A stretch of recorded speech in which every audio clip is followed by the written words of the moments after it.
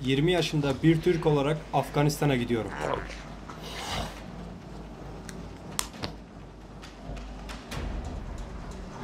Tamam. Check. You don't speak English? Yeah. We don't have money. No, money. We don't money. We don't want money. The pictures here abi. Yeah. Picture.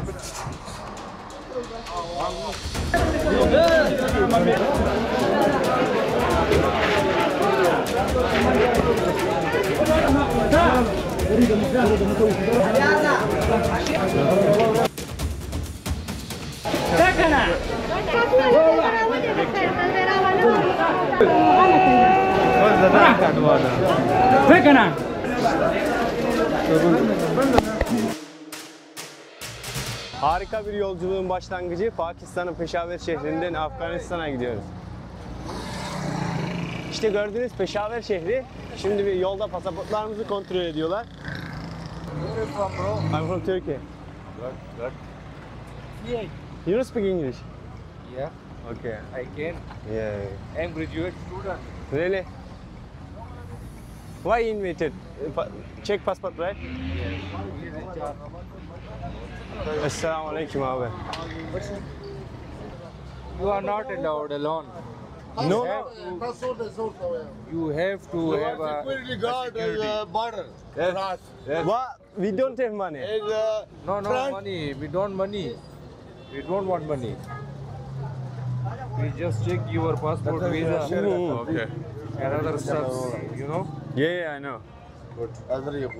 Yolculuğumuz Afganistan'a doğru görüyorsunuz işte. Atraksiyonlu bir macera başladı. Yalnız burası çok tehlikeli bir yer. Şimdi 30 kilometrelik bir yolda otostop deneyeceğiz.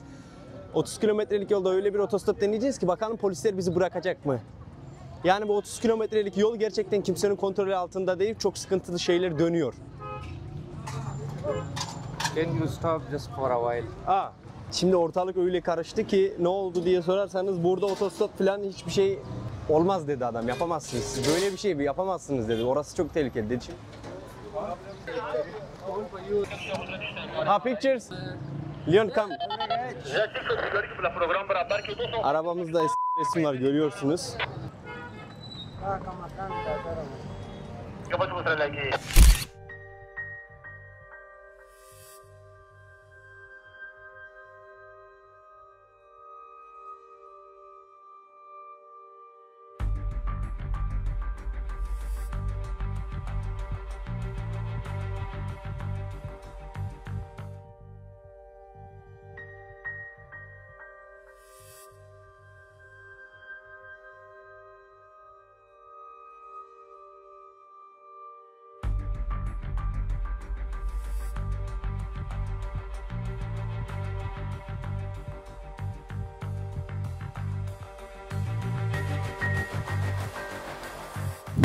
Okay abi merhaba anne.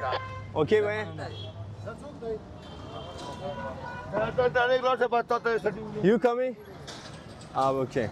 Şimdi orada öyle olaylar oldu ki dedi ki siz buradan gidemezsiniz. Böyle bir şey olamaz. Zaten ben böyle bir şey olamayacağını biliyordum ama denemek istedik yani. Burada büyük bir deneyim var. Yani burada biliriz de. 30 dolara Kalaşnikov alıyorsunuz. Bu memleket öyle bir memleket. Bir önceki videolarımı izleyen olursa görebilir. Burada insanlar 10 dolara silah alıyor. Yani 10 dolara alıp istersen bilirsin. Öyle olaylar oluyor ki bu bölgede telefon için bile adamlar var. Bunlar bir kere konuşuyor, tamam mı abi? Diyorlar yapma, yaparsan anın var. Burada öyle sistem. Mesela askerler, hele askerler hiç. Asker sana bir kere yapma dedi mi?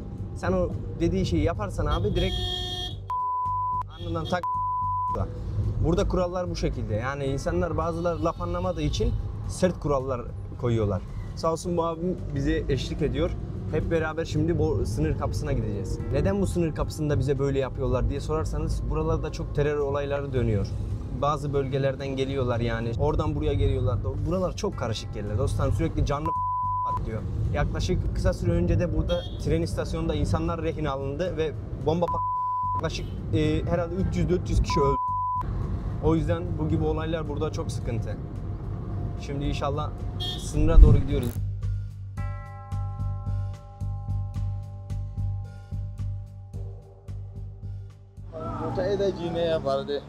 Şimdi adamlar burada mı abi? Her? Yolculuğun asıl sıkıntılı yeri şimdi başlıyor. Burada her kontrol noktasında bizim fotoğrafımızı çekiyorlar. Yani bu fotoğrafı WhatsApp'ta bir gruba gönderiyorlar. Şu anda benim bu kamera kaydını aldığımı falan görseler askerler ve polisler gerçekten başım büyük derde girer. Bak sürekli fotoğraf çekimi yapıyorlar. Fotoğrafları çektikten sonra tekrar şimdi araca biniyoruz. Araçla beraber bir ileri kontrol noktasına gidiyoruz. Ve aynı zamanda bu bölgede yanımızdaki ön taraftaki adam var ya, ön taraftaki adam da değişiyor. Bak sürekli ön taraftaki askere bakın. Yaklaşık kaç kontrol noktasından geçip ve asker değişikliği yapacağız. Bunda bir dakika arabaya bir binebilirse bu biraz daha sağlam adam yani bizden büyük. Bu adam biraz daha yani bilgisi var, biraz da İngilizce falan biliyor. Her dakika fotoğrafımızı çekiyorlar. Yani neden bu kadar çok fotoğraf çektiklerini biliyorum açıkçası.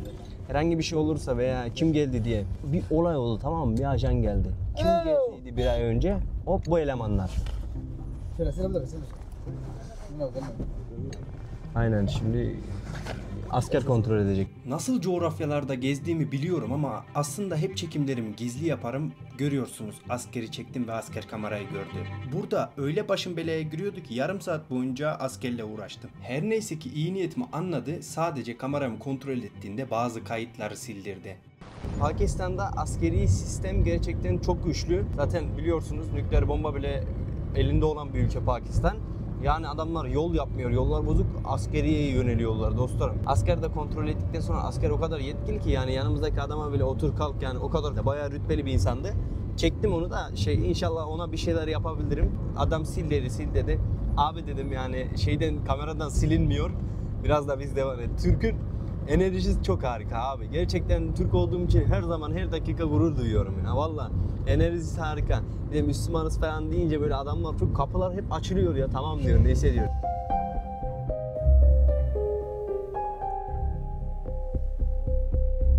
Yine şeyimiz değişti, askerimiz değişti. Bir başka asker geldi. Sürekli iniyoruz, fotoğraf çekiliyoruz, böyle pasaportumuzu gösteriyoruz, iniyoruz. Ondan sonra başka bir adam biniyor. Biniyoruz. Bunlar tabii size gösteremiyorum. Zaten adamlara kamerayı gösterdiğinde çabuk içinde ne varsa sil diyorlar. Ben de o yüzden saklamaya çalışıyorum. Yine bu sefer bu adam geldi. Bir adama benziyor. İngilizce biliyor, maske takmış. Abi you say... Adamları tamamen kötü tanımayın diye adama bir sizlere selam söyleteyim dedim. Adam bir döndü, pir döndü. Durumu anlattım, o da anlayışlı karşıladı. Bu insanları tamamen kötü tanımanızı istemem. Hepsi kendi güvenliği için ve bizim güvenliğimiz için uğraşıyor. Görüyorsunuz, buralar inanılmaz tehlikeli yerler. Where are you from? I'm from Turkey. Turkey? Ha, You are Muslim? elhamdülillah. Maşallah. Yani thank you, şükriye. Sürekli sorular soruluyor. Neden geliyorsunuz, neden gidiyorsunuz derken yine bir şeye geldik abi. Why every time security change? How much security total change for Just two Peshawar? time. Just two time. Two time, ha. More. Two time more or total five? No. Four. Because Peshawar to Torham border change for security. Four time. Oo. 2 tane değiştirdik biz. Bir tane de o adam geldi. 3. Toplamda yani 5 polisle beraber böyle değiştire gidiyoruz. Öyle bir farklı yolculuk, öyle bir tuhaf. Yani her seferinde adam değiştirdiğimizde onunla beraber fotoğraf çekiniyoruz. Her seferinde kim gelirse onunla beraber fotoğraf çekinip diyorlar ki ben bu adamla gittim.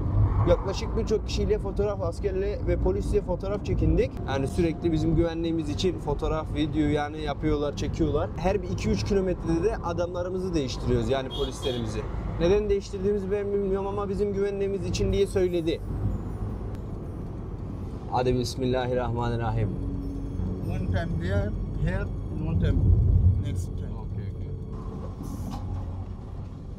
Yine bir geldik, bir fotoğraf daha çekineceğiz. Esselamu Aleyküm.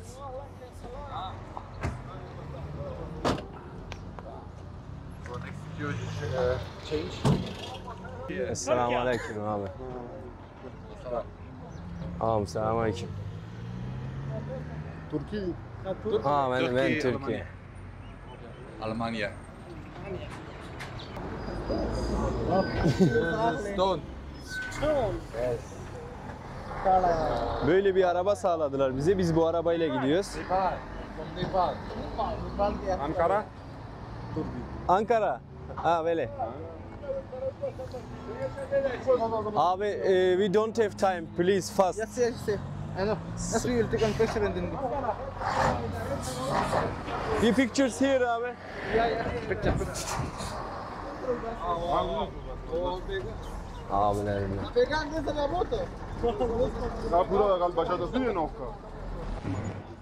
Abi it's you okay? Allah'ım.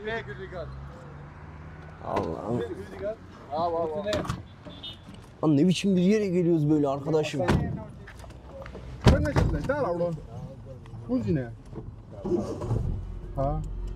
Yine bir adamımız değişti. Bu sefer de böyle bir adam geldi.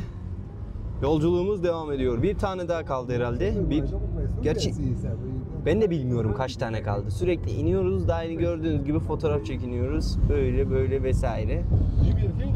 Burası öyle bir yer ki dağların arasında bir sınır bölgesi. Çoğu zaman bu sınır bölgesi kapanıyor. Neden diye kapanıyor derseniz daima Afganistan askeriyle Pakistan askeri yani Taliban savaş halinde. Savaşa giriyorlar.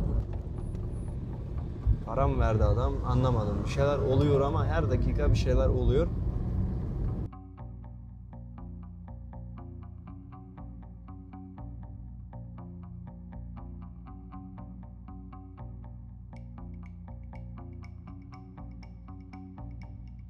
Pakistan polisi direkt bize Afganistan polisine teslim edecek. Yani iki tarafta da bu bölgeler çok tehlikeli olduğu için insanlar bizim güvenliğimizi istiyor. Bu bölgelerde o kadar çok farklı şeyler oluyor ki yani burada bir telefon için bile dedim mi bilmiyorum ama insan dostlarım bir telefon için.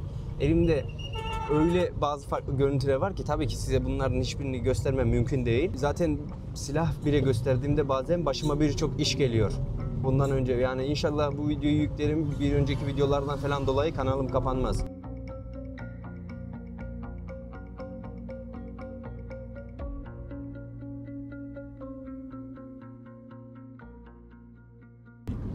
That's the problem. First time we say don't have money, security say no problem. Because no money. They say no problem. What? Bir sıkıntı çıktı. You are tourist? Ne sıkıntı but long çıktı time diye ago. I sorarsanız come from- bizden çok para istiyorlar. Yani o kadar çok para istiyorlar ki yani normal taksiye binseydik bundan 2-3 kat daha ucuza gelirdi. Bakalım durum ne olacak? Bu ülkenin parası bu kadar yok. Nasıl durum olacak ben de bilmiyorum. Değiller ya bakalım bir hal çaresi bulunur. Şimdi arıyor birisine soracak herhalde. But this is last money I showed you. I don't have more. Ne olacak ben anlamadım yani. O kadar yok yani o kadar da veremeyiz çünkü o kadar çok param olur abi 30 kilometreye. 2000. But we know how. Don't have abi. 1000 different taxi drivers say 1500 enough. Enough with this not exit. We have 1000 only. 5000, But how? No. How? 4000. How we pay? How? How we can pay? Don't have. How we can pay? We don't have. Easy paisa, Jazz cash. No, we don't have. You are Muslim. I know elhamdülillah. What happened? You both. İşte o sınır kapısı Afganistan'ın meşhur ve Pakistan'ın sınır kapısı. Yine büyük bir macera bekliyor bizi içeride. Durumu çözemedik. Bakalım durum ne olacak? Ben de heyecanla haberle bekliyorum. O kadar paranın olmadığını söyledik. Çünkü olan taksi parasından çok daha fazla. Bakalım durum ne olacak? Bu border, bu sınır kapısı böyle dağların arasında bir yer. Zaten Afganistan'da çok dağlardan oluşan bir yer. Çok kalabalık. İnsanlar göç ediyor dostlarım. Pakistan'dan Afganistan'a, Afganistan'dan Pakistan'a.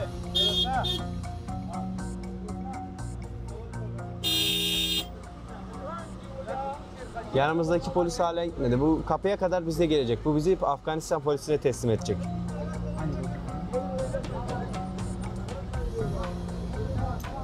Şu duruma bir bak ya. Sınıra geldik. Polis para bulup bu taksiciye 3000 Pakistan rupisi ödememiz gerektiğini söyledi. Sınır bölgesinde olan dövizcilerden para bozdurup taksicinin parasını ödedik. Baştan bu şekilde para ödeyeceğimizi falan söyleselerdi biz ayağımızı yorganımıza göre uzatırdık. Ama hiçbir kimse bir şey söylemedi. Bizi bilgilendirmediler. Off. Bu dakikadan sonra izleyeceğiniz görüntüler gizli görüntülerdir. İzleyeceğiniz görüntülerin eşi benzeri sosyal medyada bulunmamaktadır.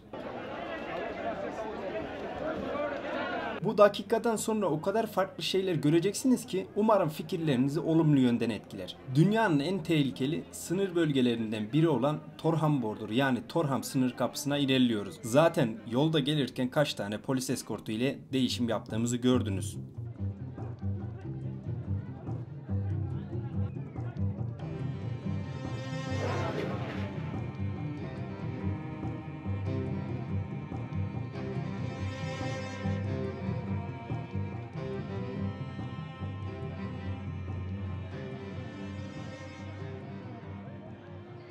Bu gördüğünüz adam bak millete el sallayan Pakistan polisi bizi sınıra getiren adam bizi buna teslim etti.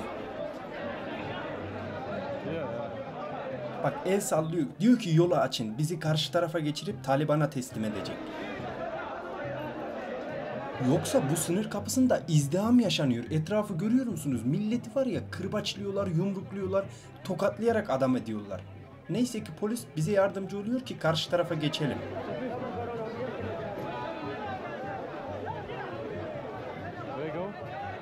Bu sınır kapısı nasıl anlatılır bilmiyorum. Resmen izdiham.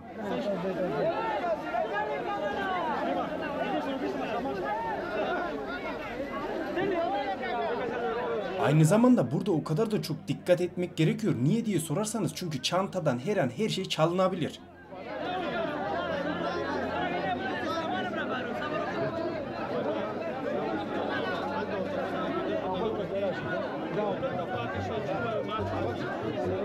Şu anda hiçbir sebebi yok. Bence bak adam orada duruyor diye bak kafasına vuruyor. Aslında bu da gördüğünüzün 3'te çeyreği yani. Gerçekten inanılmaz şeyler oluyor. Adam böyle vuruyor falan. Burada tamamen var ya kafa göz girişerek adam akıllandırıyorlar. Hemen gördünüz bak tokatlayıveriyor asker.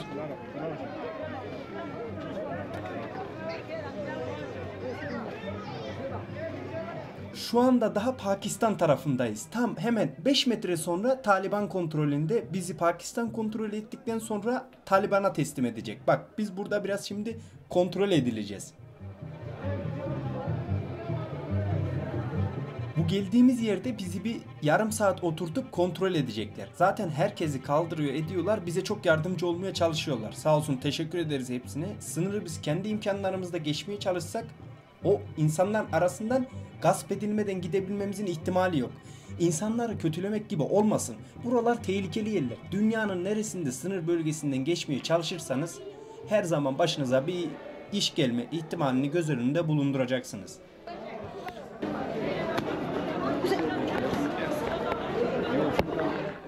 Gördünüz mü? Kadının hiç münasip olmayan bir yerine tokat vurdu asker. Burada gülüyorum. Niye gülüyorum diye sorarsanız arkadaşıma diyorum ki senin kameran açık mıydı? Bu sahneyi kaydetti mi? Şimdi bizim pasaportlarımız ve her şeyimizi kontrol ettiler. Yaklaşık 45 dakika falan bizi burada tuttular. Sıkıntılı bir ülkeye gittik mi pasaportumuzdaki bütün mühürleri kontrol ettiler. Birkaç soru sordular. Bende Irak vizesi vardı. Irak'a neden gittin dediler. Ben de dedim yine turistik gezi için. Afganistan'a neden geldiysem, Pakistan'a neden geldiysem o yüzden de Irak'a gittim. Pakistan polisi bizi Afganistan polisi yani Taliban'a teslim etmeye gidiyor. Bu raddeden sonra Taliban'ın eline geçiyoruz artık biz.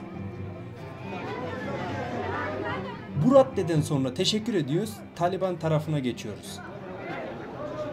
Sağ olsunlar hepsi çok yardımcı oluyor. Gerçekten teşekkür ederiz. Bak insanlar sağ tarafta beklemelerine rağmen biz turistiz diye bizi hep önden geçiriyorlar. Normalde arkamızda birçok sıra bekleyen insan vardı. Ama yer çocukları kırbaçlıyorlar, kadınlara vuruyorlar. Gerçekten olmayacak bir sahneye tekrar tanıklık ediyorum. O tokatladıkları çocuk Kadını neden kırbaçlıyorlar? Çocuğa neden tokat atıyorlar? Gerçekten açıkçası merak konusu.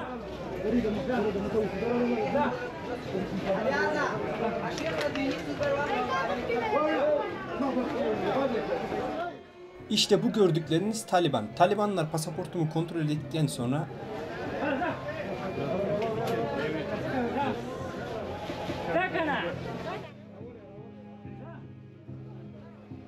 çocuk kadın demeden yolları aşmak için tokatlıyorlar, kırbaçlıyorlar. İnanılmaz şeyler yapılıyor. Ama her iki tarafta da çok insancıl olmayan muamelelerin yapıldığını görüyoruz.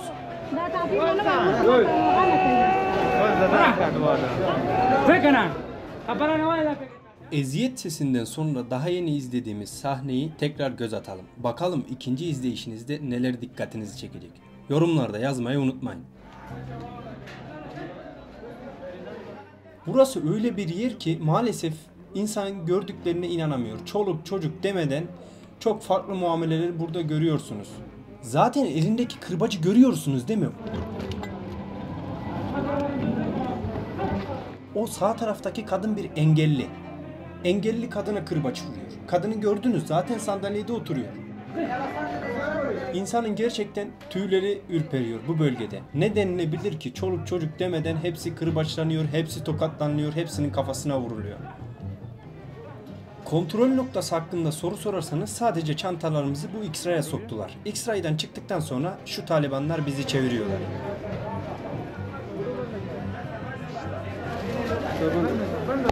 This is off. Yeah. You want backpack? Bu raddeden sonra gerçekten işler çok sarpa sarıyor. Neden diye sorarsanız Talibanlar kameramızı gösteriyor.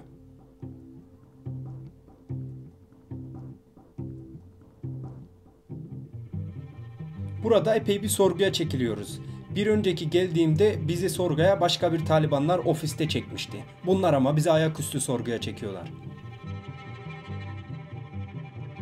Kamera kapalı diye birçok durumumuzu anlatmaya çalışırken pasaportları kontrol ediyorlar. Arkadaşıma soruyorlar sen nerelisin, bana soruyorlar ben nereliyim.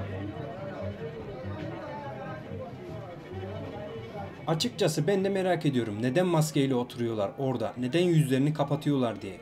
Afganistan'da öyle bir sistem var ki kadın da yüzünü kapatıyor, erkek de yüzünü kapatıyor. Karşımızdaki adamları görebilirsiniz. Neyse ki bir şeyler olmadan bayağı bir sorgudan sonra tekrar Afganistan tarafına geçiyoruz. Burada öyle bir izdiham var ki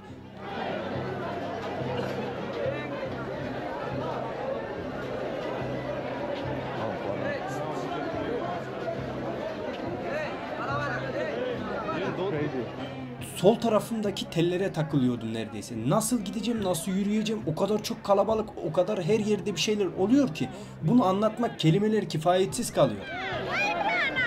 Yolda yürürken bile bir adama çarpıyorum.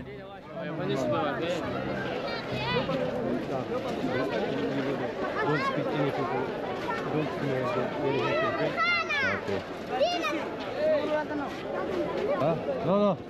This way.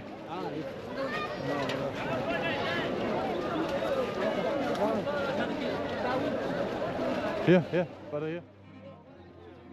Herhangi bir işaret olmayınca yolumuzu kaybediyoruz ve Talibanlar yardımcı oluyor.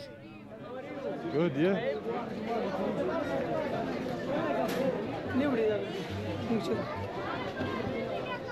Bu dakikadan sonra gözünüz hep çocuklarda olsun. Bak, çocukları gerçekten ben de çok severim. Ama bu bölgede burada insan çocuktan soğuyor gerçekten. İlerleyen dakikalarda Alman arkadaşımın Everest dağına çıkarken aldığı hediyesini jiletle kesip gasp ediyorlar. Ve $100 istiyorlar. Biz vereceğimizi söylememize rağmen o hediyeyi getirmiyor. Bunu yapanlar çocuklar. Düşünün bir çocuk böyle bir şey yapabilir mi? Yapıyor işte. Burada yapıyor.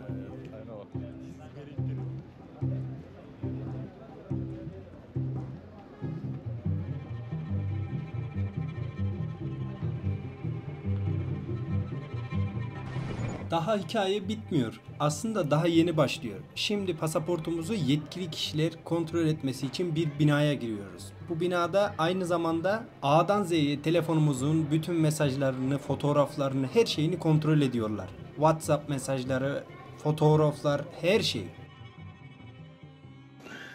Duvarlardaki kurşun izlerini görebilirsiniz dikkatlice bakarsanız. Etraf hep mermi deliği. Burada yaklaşık 1 saat bekletiliyoruz. Burayı can güvenliğim yüzünden atlıyorum. Çünkü buradaki çalışan adamlar yetkili adamlar ve bunların yüzünü göstermek istemem halka açık bir şekilde.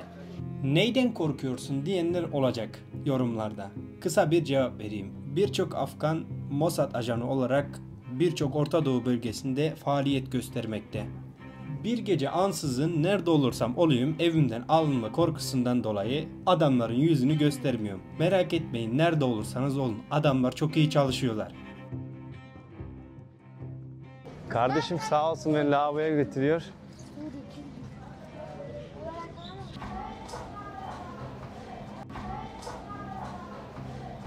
Daha işlemlerimiz içeride devam ediyor. Sağ olsun bu kardeşim bana bir yardımcı oldu. Bir tane bir film vardı Şefkat Tepe diye. Orada Naza, Doktor, ondan sonra Celil, Kordon Celil ha. Celil Sardar, Dr. Hanaza, Serdar. Dr. Celil Hesi Sardar. Bu kardeşimize iyi dedik. Bu kardeşimiz kaç defa bizi gasp etmeye çalışmış. Hep görüyorum çantamızın etrafında. Ve en sonunda arkadaşımın Everest'ten aldığı eşyayı jiletle kesen işte bu çocuk. Bizden $100 istedi. Ben vereceğimi söyledim ama bir anda ortadan kayboldu. Birçok Taliban'a, herkese söyledim ama çocuğu bir türlü bulamadılar. İçeriden çıktık. Şimdi bir 3-5 kuruş para bozdurmaya çalışıyoruz. İnşallah gideceğiz yani. Bir otobüs falan olmuyor. Hiç burada otostop falan buralarda olacak gibi değil. Bir ileri şehirlerde olur ancak. Para da beğenmiyorlar. Dolar verdik. Eski diyor bu sefer bozmuyor. Eğer olur da böyle gezilere çıkarsanız $100 alın yanınıza. Onlar daima yüksek fiyattan oluyor. Ama düşük para da alırsanız mesela burada ben düşük para bozduruyorum şimdi. Adam şey yapıyor, az para verecek, düşükten bozacak ama az para alacağım. Yani şehire gittim çok fazladan bozdururum. Bizim milyon orada. Abi çocuklar zaten çok... Adamın cüzdanını açıyorlar, şeyi açıyorlar. Kafayı yiyorum ya. Vallahi psikolojim bozuluyor. Abi it's okay? Bedel. Abi na okay. Na fark nist. Fark nist. What's problem? Problem money old. Old, no problem. Abi I am asking. No problem. Müşkil değil. Ben başkasına sorarım. Türkçe biliyor musun? Baba onu bir sürpü bozacaksın ya. Onu bir sürpü. Şş, bak şu telefonu bana ellemeyin. Tokadı vuracağım ağzınıza, kıracağım şimdi ağzınızı. Abi no. Baba ne? Baba give me biz gitmemesi. I am mehman. Give me this is harap right? Okay. Abi parayı beğenmiyorlar. Eski diyorlar. Çocukların ellerini görüyor musunuz? Daima cüzdanlarımızda, daima çantalarımızda. Biz nasıl gideceğimizi, nasıl yapacağımızı düşünmeye çalışırken çocukların eli de bizim cüzdanımızda. Burada hep para bozuyorlar abi. Bu gördüğünüz yerlerde tamamen hepsi para bozuyor. Paranın tarihi mi eski? Biraz yıpranmış herhalde. O yüzden parayı ucuzdan bozmaya çalışıyorlar.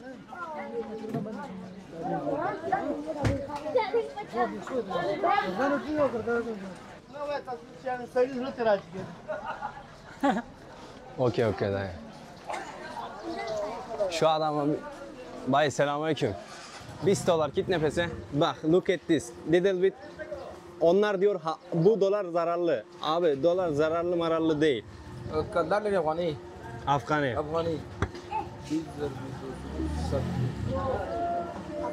Çocuklara bak ya.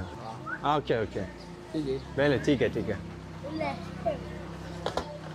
İyi bu adam 68'den bozuyor yani diğerlerinden bayağı yüksek. Diğerleri parayı diye kötü diye parayı ucuzdan bozmaya başladılar.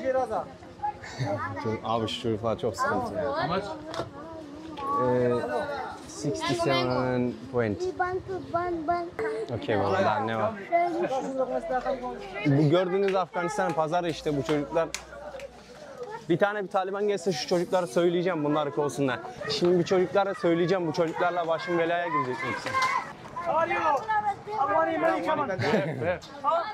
Okay ya, take care. Germany, Türkiye. Lan abi.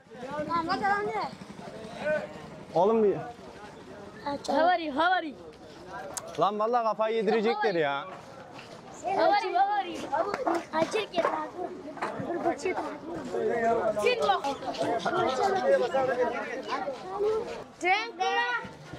Abi çocuklara bir bak ya. Şimdi bildiğim için otobüs istasyonuna gidiyorum.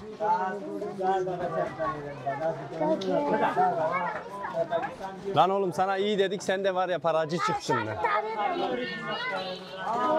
Burada var ya bir para verin izdiham çıkar yemin ediyorum. Birini tutun bir para verin. 5 para verin 10 para verin. Really? Okay. Lan çocuklara bak ya, her tarafımıza elliyorlar ya. No, daha ne var lan. Lan oğlum niye el atıyorsun, iyi de? Esselamu aleyküm. Oğlum nereden selam verdim ya? Lan! Hey! Abi baba şunlara bir söyleyin ya. Muslim. Elhamdülillah baba. Ha spalara bak ya. Lan abi bütün cüzdanı açıyorlar, pasaport masa. Bak look at this. Aç open. Ama merak etmeyin, bütün paralarımı falan sakladım ya.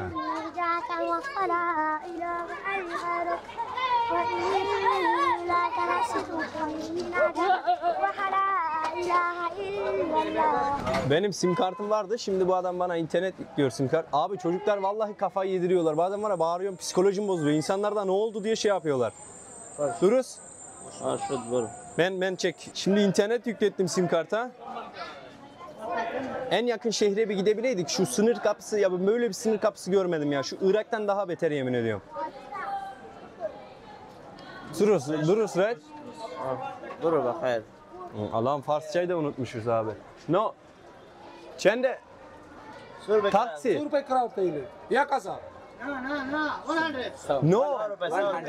Men miri benim dari taksi. Otobüs var otobüs. No. I don't need bus taksi. Abi hiçbir şey çalışmıyor ya. Dil çalışmaz mı bir ülkede?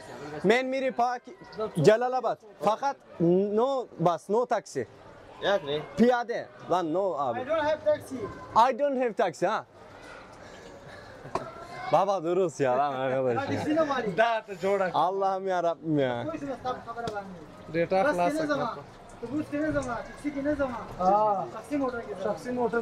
Ha dururuz. Sonunda bir şey anladılar dostlarım. Kafanızı ağrıttıysam ne mutlu. Görüyorsunuz yani durum vahim, çok vahim yani. Ben stajyer Seyyah. Benim için de çok farklı bir deneyim olan bu yolculuğun sonuna geldik. Video hoşunuza gittiyse diğer insanların izlemesi için bir beğeni bırakmayı unutmayalım. Diğer yolculuklarımdan haberdar olmak isterseniz kanala abone olabilir, bildirimleri açabilirsiniz. Sağlıcakla kalın. Sürçülisan ettiysek affola, ne haliniz varsa görün diyerekten kapatıyoruz.